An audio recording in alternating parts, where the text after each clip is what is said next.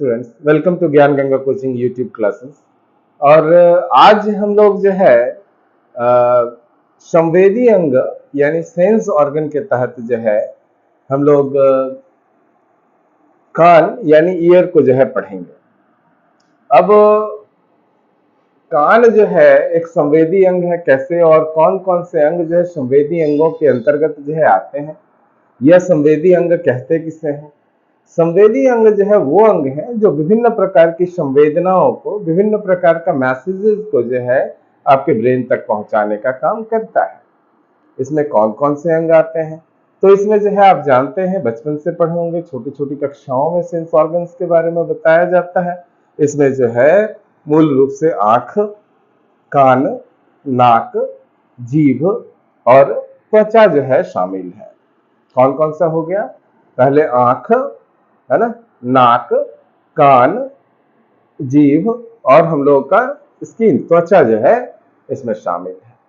इससे पहले हम लोग जीभ के संदर्भ में जो है एक वीडियो बना चुके हैं, जिसमें जीभ की जानकारी, जीभ कैसे संवेदी अंग के रूप में जो है कार्य करता है, कैसे स्वाद आपको बताता है ना, कौन से भाग, जीभ के कौन से भाग से कौन सा स्वाद का पता चलता है, उसमें कितने जो है टेस्ट बर्ड्स होते हैं, इन सब चीजों को हम लोगों ने पहले के वीडियोस में देखा है। आज उसी क्रम में हम लोग कान के बारे में पढ़ेंगे, ह्यूमन ईयर के बारे में पढ़ेंगे। तो कान के बारे में जो है पढ़ने से पहले, तो कान एक संवेदी अंग है, ये बात जो है आप ध्यान में रख लें कि कान जो है एक संवेदी अंग है। तो आइए कान को जानने से पहले ये जान लेते हैं कि कान जो है ना, उसके दो भाग होते हैं।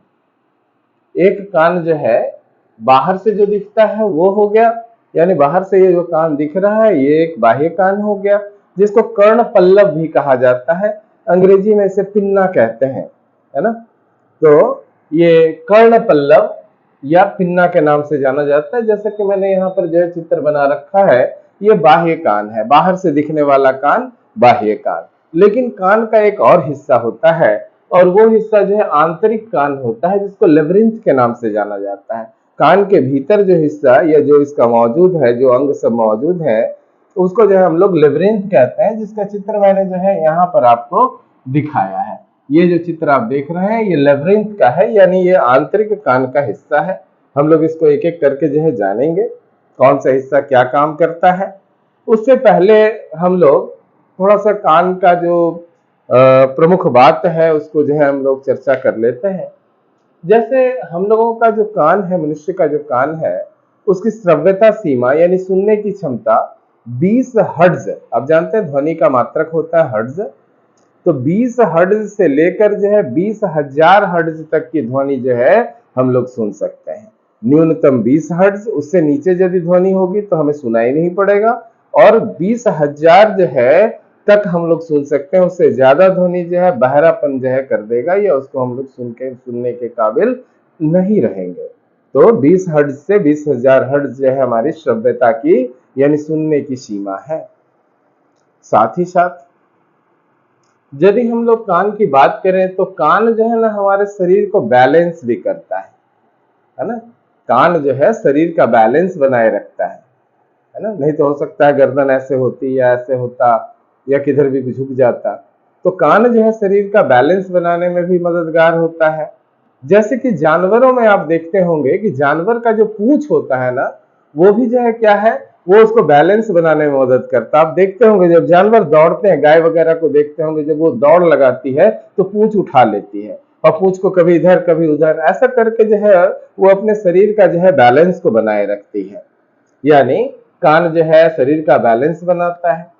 ये कान जो बाहरी कान है ये कार्टिलेज का बना रहता है, उपास्थि जिसे कहते हैं। हम लोग अस्थि वाले चैप्टर में अस्थि और उपास्थि को पढ़ चुके हैं। कान जो है क्या है, कार्टिलेज का बना हुआ है, यानी उपास्थि से तैयार है। साथ ही साथ ये एक अवशेषी अंग है। अवशेषी अंग किसको कहते हैं? तो सामान्य भाषा में यदि कहें तो अवशेषी अंग जो है उन अंगों को कहा जाता है जो केवल अवशेष स्वरूप रह गए हैं, अब उसका उतना फंक्शन नहीं रह गया है, लेकिन पहले के समय में ये कार्यरत था, फंक्शन था इसका। जैसे पहले के समय में कान वगैरह जो है मूव होता था, है ना। जैसे अभी भी देखते हैं कुत्ता लोग या फिर और कोई जानवर लोग, जैसे आप आवाज देते हैं वो अपना कान जो है फट से जो है आवाज की दिशा में मोड़ लेगा, घुमा लेगा, है ना। वैसे इंसान का कान भी जो है, बाहरी कान भी उस तरह से काम करता था, लेकिन अब ये बाहर का कान जो है केवल अवशेषी अंग रह गया। हालांकि जो है केवल अवशेषी नहीं, और भी काम है अभी। अभी देखिए जो है ये चश्मा यदि जो है कान नहीं होता तो हम कहाँ पहनते, है ना। तो कान जो है अभी चश्मा को भी पहनने के लिए जो है मददगार है। तो यह एक अवशेषी अंग बन के रह गया है, जो कि पहले जो है यह कार्यरत था और अलग अलग दिशाओं में घूमता था, आवाज के दिशा में, ध्वनि की दिशा में जो है मूव करता था।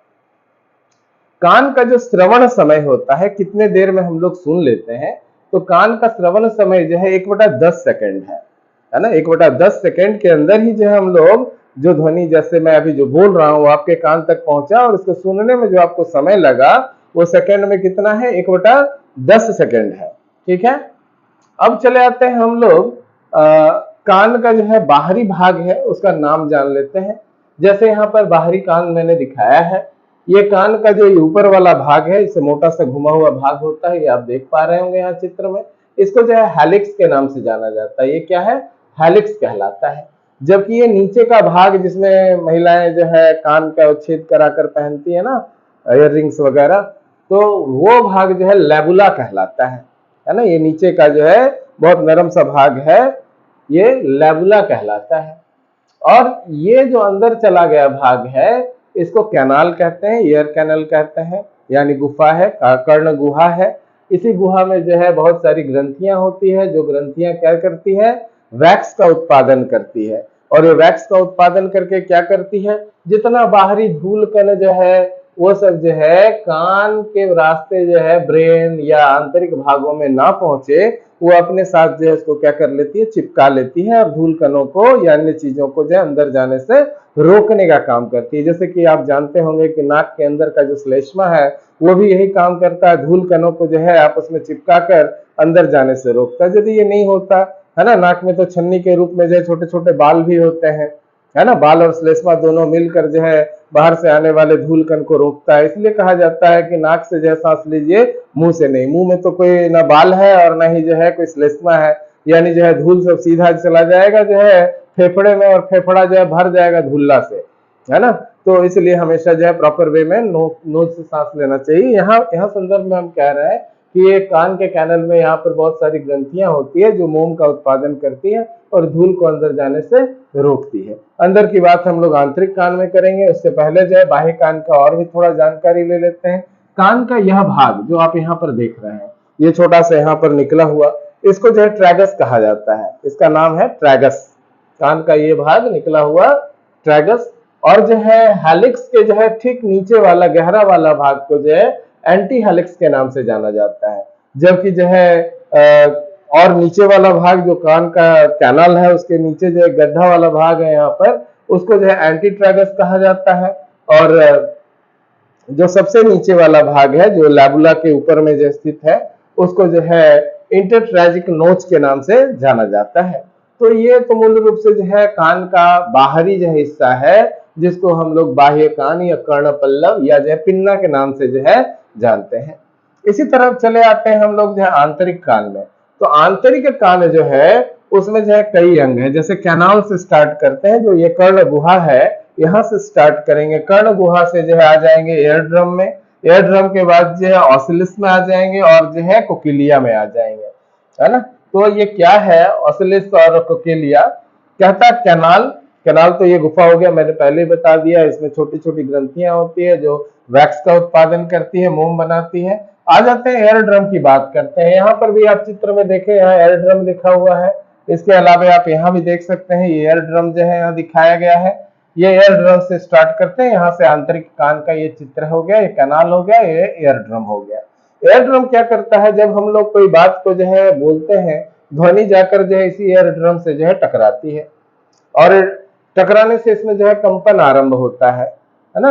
एयर ड्रम जो है, जिसको हम लोग सामान्य भाषा में कान का पर्दा जो है कहते हैं। कोई जोर से बोल देता है तो कह देता है ना कान का पर्दा फाड़ेगा की रे, तो जो है कान का जो पर्दा को ही हम लोग एयर ड्रम कहते हैं। एयर ड्रम के ठीक पीछे जो है ऑसिलस रहता है, जिसमें जो है मूल रूप से 3 जो है हड्डियां मौजूद है, जो कान की 3 छोटी छोटी हड्डियां हैं वो मौजूद रहती है, जिसको हम लोग संक्षिप्त में MIS कह देते हैं। MIS का मतलब M for Milius, I for incus और S फॉर स्टेपीज, है ना। इसमें भी आप जानते होंगे, कंकाल तंत्र वाला में पढ़ा चुका हो कि जो है स्टेपीज जो है सबसे छोटी हड्डी है मानव शरीर की। तो इसके ठीक पीछे जो है ये ऑसिलस होता है जो साउंड को बढ़ाता है, इसमें MIS शामिल होता है। उसके बाद आ जाते हैं कोकिलिया में। ये जो आप देख रहे हैं ये कोकिलिया है, ऐसे राउंड जैसा घोंघा जैसा शेप जो दिख रहा है आपको, ये लिक्विड होता है। ये जो है ना तरल होता है, लिक्विड होता है, ये तरल होता है। और यही जो है जो हम लोग बोलते हैं उसका सिग्नल को यही ग्रहण करता है, यानी ये सिग्नल कैचर है। कोकिलिया क्या है? सिग्नल का कैच करता है, सिग्नल कैचर है। ये आकार में सर्पिल होता है, सांप कैसे कुंडली मार के बैठा रहता है, गोल रहता है, वैसे जो है ये सर्पिल आकार का है। और ये ध्वनि को जो है, जो आवाज हम कह रहे हैं, इसको जो है क्या चीज में कन्वर्ट कर देता है इसको। और ये सिग्नल जो है आगे, ये आप देख रहे होंगे कोकिलिया तंत्रिका है ना। इसी तंत्रिका के माध्यम से जो है आगे भेज दिया जाता है ना। और ये भेजा जाता है कहां पर? इसको भेजा जाता है कार्पोरिन पेंडिकल के पास जो है भेज दिया जाता है, ब्रेन का एक हिस्सा, जहां पर जो है मैसेज दिमाग को पहुंच जाता है कि आखिर हमने सुना क्या, और हम लोग समझ जाते हैं। हाथ उठाओ बोले तो हाथ उठाया, माने ये जो है कहां कहां से गया, ये यहां से यहां गया, यहाँ कंपन हुआ, कंपन से कोकिलिया में गया, कोकिलिया इसको जो है मैसेज में ट्रांसफॉर्म किया, ट्रांसफॉर्म करके जो है इसको कोकिलिया तंत्रिका के माध्यम से जो है कहां भेज दिया? तो कार्पोरिन पेंडिकल के पास जो है, कार्पोरिन पेंडिकल के पास भेज दिया, और उसको हमको बता दिया दिमाग को कि क्या बोल रहा है। सोचिए प्रक्रिया कितनी तीव्रता से हुआ कि सुनते ही हाथ उठाओ तो मैंने हाथ उठा दिया, है ना।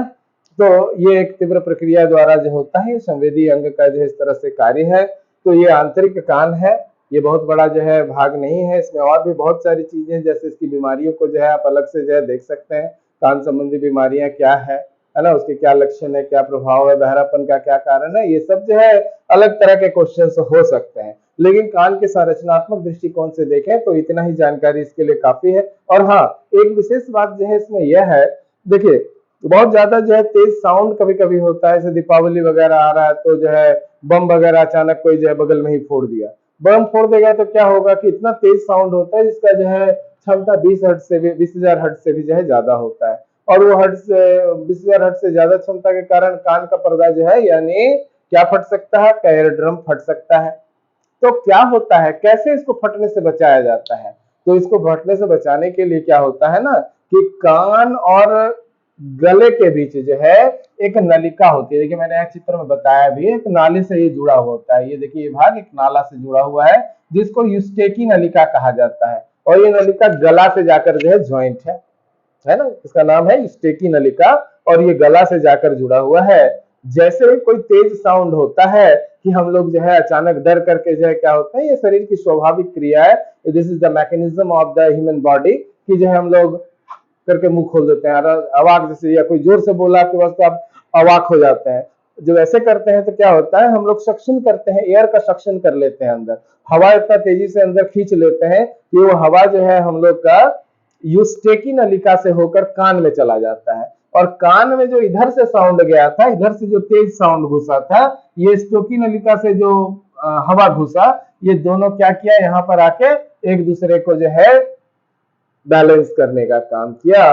और यहाँ पर पहुंचकर क्या करता है, ये मुंह खुलने पर जो है यहाँ हवा का दबाव को जो है, जो बाहर से, ये हवा का दबाव जो है बाहर से आने वाले तेज साउंड को कम करने का काम करता है। और इससे हमारा एयर ड्रम फटने या फिर कोकिलिया के खराब होने का जो चांसेस रहता है वो समाप्त हो जाता है।